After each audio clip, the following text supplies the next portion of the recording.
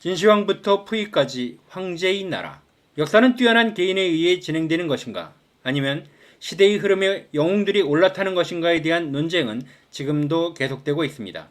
동북아의 역사에서 황제제도의 출현도 각자의 시선에 따라 달리 해석되기도 합니다.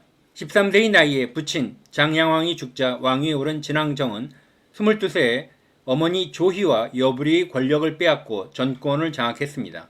이어서 BC 230년 한나라를 시작으로 38세인 기원전 221년 제나라를 멸망시켜 통일 진제국을 건설하고 처음으로 황제의 자리에 올라 자신을 진시황이라고 부를 것을 명령하였습니다. 진나라는 15년 만에 멸망했지만 황제의 권위는 1912년 청제국의 마지막 황제 푸이가 물러날 때까지 지속되었습니다. 황제 제도가 2000년을 넘는 기간 동안 어떤 힘에 의하여 유지되었는지 그 과정을 보고자 합니다. 황제는 단순히 가장 힘이 센 권력자가 아닌 시대 정신의 반영이자 천명을 받은 존재로 자리매김하였습니다. 이제 통일 제국의 출현으로 천하의 모든 백성들은 전쟁의 참화에서 벗어나 안정된 삶을 누릴 수 있다는 기대를 갖게 되었습니다. 진시황은 그러한 기대를 반영하여 민간의 병기를 몰수하고 도량형과 화폐, 문자를 통일하였고 자신을 우주 질서를 구현하는 존재로 격상시켰습니다. 귀족들에게 자규를 내리고 9년제에 동반한 호적제도를 정비하여 백성들을 개별적으로 파악하고 지배하는 제도를 완성시켰습니다. 하지만 이러한 극단적인 통제와 억압의 체제를 서쪽 변방의 진나라만이 아닌 제국 전체로 확대시키려는 시도는 진시황이 죽자마자 반발에 직면하였습니다. 단순히 진시황의 후계자들이 무능했다기보다는 진나라의 엄격한 법가적 통치 체제를 제국 전체에 강요하기에는 지방 통치력의 한계가 존재한 것입니다. 진제국의 빠른 멸망은 후세 황제들에게 그 전철을 경계하는 강박관념을 주었습니다. 진의 통치는 폭정의 상징으로 낙인 찍혔고 한 제국은 유교를 국교로 삼아 이상적인 왕도와 현실적인 패도의 조화를 도모했습니다. 황제는 내부의 결정에는 황제의 칭호를 사용했지만 천자의 공식 칭호를 공유하면서 천자의 이름으로 제사를 거행하였고 주변 민족과의 교류에는 천명을 받은 신성한 존재로 자리매김한 것입니다. 무력투쟁을 통하여 경쟁자를 제거할 수는 있지만 한 고조 유방에게 유교 지식인인 육가가 말했듯이 말 위에서 천하를 얻을 수는 있지만 말 위에서 천하를 다스릴 수는 없다는 것은 망고의 진리였습니다. 황제는 자신의 천하 지배를 정당화하기 위하여 천명을 받은 자임을 내세워야 했고 주나라 시절 조상신의 개념에 불과하던 천의 성격이 이제는 우주의 이법이라는 의미가 추가되면서 천명은 오직 유독한 자에게만 수여된다는 사상으로 발전하였습니다. 건달에서 황제에 오른 한고조 유방은 의례 전문가에 의하여 거행된 최초의 장엄한 조정 의례에서 평소 거들먹거리던 공신들 모두가 공경하는 자세로 두려움과 존경의 마음을 보이는 것을 보고 오늘에야 비로소 황제의 존귀함을 알게 되었노라고 말했다고 합니다. 유교가 한 제국의 공식 이념이 되면서 등장한 호적 출신의 유가 관료들은 자신들의 계급적 이익을 천하를 다스리는 공적인 업무라는 천하 위공을 명분으로 하면서 황제권을 규제하였고 후한에 들어와서는 지방 및 중앙의 행정기구를 독점하고 관료 선발도 능력보다는 문벌주의로 운영하면서 종전의 무력이 아닌 문벌 귀족의 출현을 예고하였습니다. 이로 인하여 황제권과 황제의 측근인 외척과 황관 세력 그리고 호족에 의한 권력 남용은 소농민의 파탄을 불러왔고 이 모순으로 발생한 황건적의 난을 비롯한 농민 반란으로 제국은 붕괴되었습니다. 후한시대 평균 5천만에 달하던 인구가 서진 통일 직후에는 1600만으로 축소됐다는 것은 전란으로 인한 사망 이외에 당대의 문벌 귀족과 대호족이 대규모 노동력을 국가가 아닌 사적 지배로 흡수, 장악했기 때문이었습니다.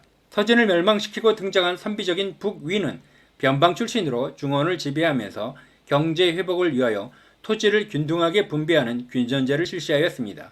이를 위하여 중앙재정을 충실화하고 백성들의 삶을 안정화시켰습니다. 결국 정비된 북조의 수나라는 3천만의 인구로 남조의 고작 200만의 인구를 기록한 진을 멸망시키고 다시 통일된 제국을 건설할 수 있었습니다. 균전제는 호족의 성장을 억제함으로써 균전 체제에 입각한 수당 제국의 성립을 가능하게 하였습니다. 하지만 이후 당대 후기에는 균전제가 붕괴되면서 대토지 소유주가 등장하였고 현물 대신 금전으로 납세하는 양세법이 실시와 함께 자양농은 소작농으로 전락하고 대토지 사유가 무제한 허용되면서 송대에 들어와서는 지주, 소작인의 계급 대립은 점차 심화되어 갔습니다. 후주 세종의 경호실장에서 출발한 조광유는 송나라 황제로 등극하여 지방 절도사 세력을 견제하면서 황제 독재를 확립시켰습니다.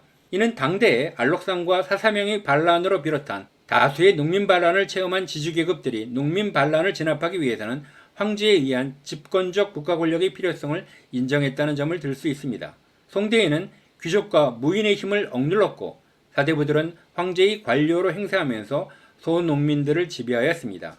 이는 당태종 이세민이 과거에 합격한 진사들이 의기양양한 모습을 보고 전하의 영웅들이 모두 내가 친 그물 속으로 들어와 있도다 라고 말했다는 일화에서 과거제의 정치적 의미를 다시 한번 확인할 수 있습니다.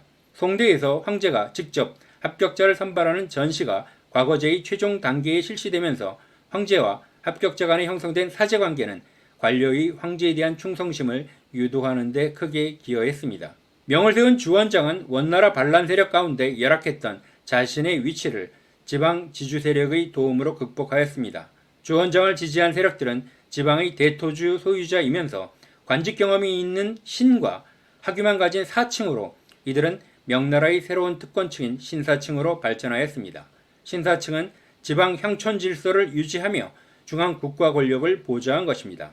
이들 신사층들은 명청 시대에 중앙 권력이 협조하였고 이후 청조, 전반기인 강희, 옹종, 걸룡 시절에는 만주족이 세운 청제국의 국가 권력에 협조하면서 장기간의 사회 안정에 기여하였습니다. 18세기 이후 청조가 사양기에 접어들면서 대규모 반란이 일어났으나 신사 계층들은 자신들에게 특권을 인정해주는 청조에 협조하여 지방의용군인 향용을 조직하여 반란 진압에 앞장섰습니다. 홍수전의 태평천국 운동을 진압한 것은 만주족의 팔기군이 아니라 한족인 신사층의 향용이었습니다. 신사층은 황제를 도와 청나라 만주족 지배에 협조적이었던 것입니다. 2000년간의 황제 지배는 많은 문제점을 드러냈습니다.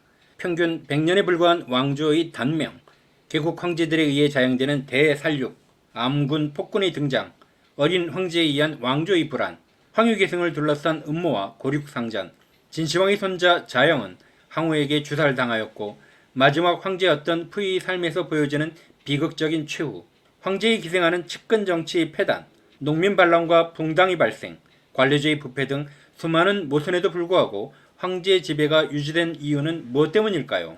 반복되는 혼란과 분열 요소에도 불구하고 거대한 제국이 유지되기 위해서는 강력한 중앙집권적 지배가 수반되어야 했으며 언급된 많은 단점에도 불구하고 황제 지배는 통합과 안정성의 측면에서 효율적인 체제였는지 모릅니다. 전한 말기에 이미 5천만에 이른 중국이 기나긴 2000년 동안 안정과 통합을 지속한 것은 중국만의 특징이자 황제 제도의 효용성을 증명하는 것인지도 모릅니다.